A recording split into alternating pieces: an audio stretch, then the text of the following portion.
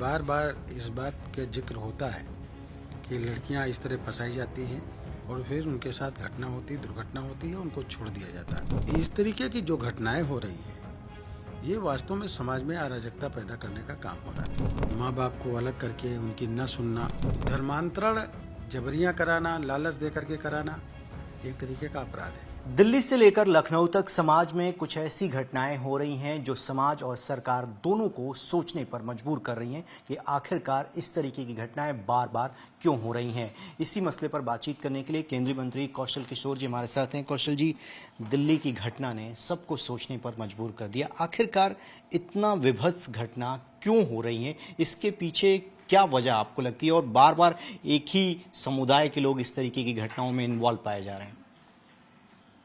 देखिए, जो भी घटना है बहुत निंदनीय है और जिसने की है उसको फांसी की सज़ा होनी चाहिए। फास्ट ट्रैक कोर्ट में मुकदमा चले उस पर और तत्काल उस पर निर्णय हो। लेकिन मेरा ये भी कहना है साथ में कि इस तरह की घटनाओं को लोग सुनते हैं, समझते हैं, देखते हैं, तो इन घटनाओं में लोगों को फंसना भी नहीं चाहिए। बार बार इस बात का जिक्र होता है कि लड़कियां इस तरह फंसाई जाती हैं और फिर उनके साथ दुर्घटना होती है, उनको छोड़ दिया जाता है।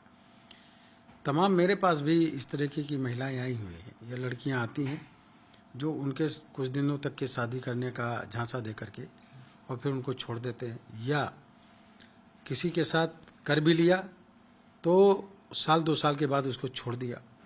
तो इस तरीके की जो घटनाएं हो रही हैं, ये वास्तव में समाज में अराजकता पैदा करने का काम हो रहा है।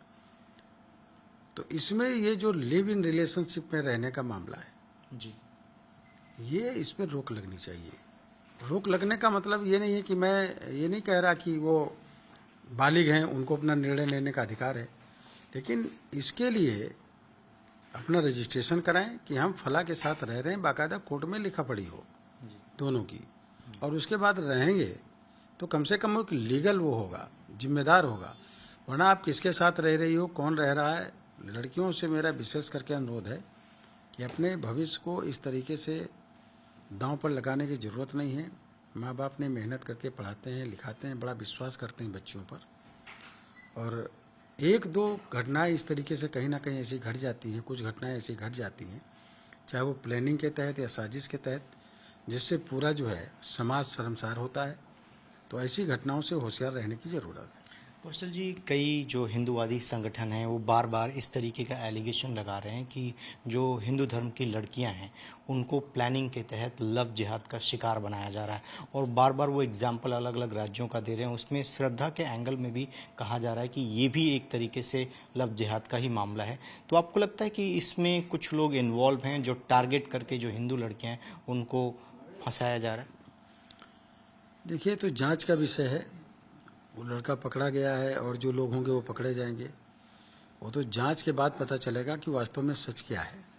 ये प्लानिंग करके किया या टारगेट करके किया, कैसे किया, ये उनकी जिम्मेदारी जांच के बाद ही पता चलेगा।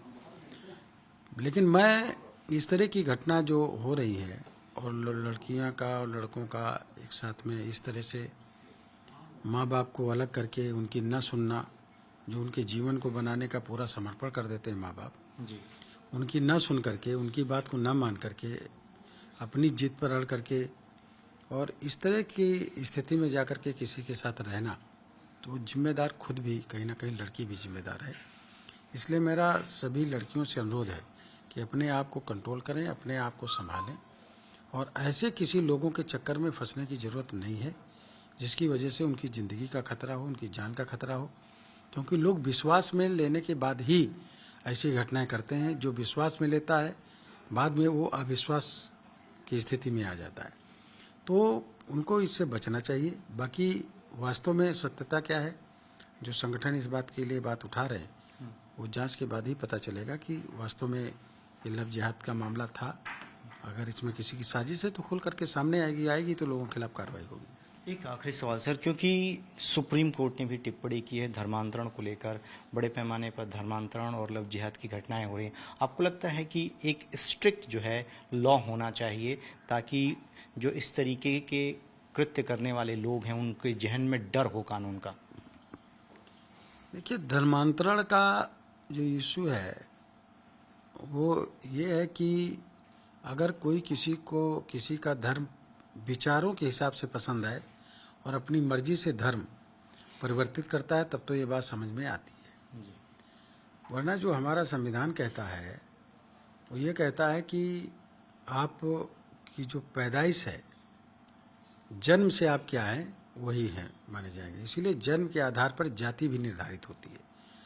इसीलिए लड़की अगर शेड्यूल कास्ट की है या अपर कास्ट की है, किसी अन्य कास्ट में शादी कर लेती है तो शादी करने से उसकी जाति चेंज नहीं होती, ऐसा कानून बना हुआ।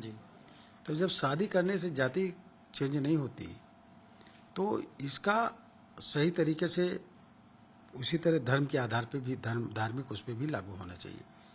तो धर्मांतरण जबरियां कराना, लालच दे करके कराना एक तरीके का अपराध है।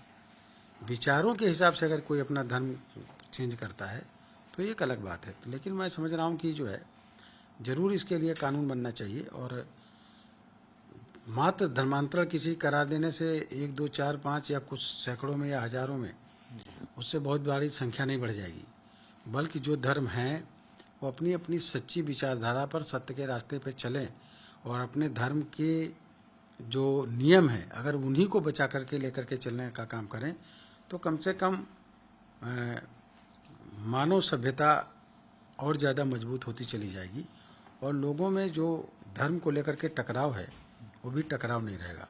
लेकिन कुल मिलाकर के धर्मांतरण जबरन कराना ये गलत है, इसके लिए भी कानून बनना चाहिए। चलिए, केंद्रीय मंत्री कौशल किशोर जी हैं जिनका यह कहना है कि लिविंग रिलेशनशिप पर रोक लगना चाहिए और जो पढ़ी लिखी लड़कियां हैं उनको सोचना चाहिए और सोच समझकर फैसला लेना चाहिए। लेकिन श्रद्धा के मामले में जो कुछ भी हुआ वो जांच का विषय है और जो भी इसमें दोषी पाए जाते हैं उनके खिलाफ सख्त से सख्त कार्रवाई कानून के माध्यम से की जाएगी।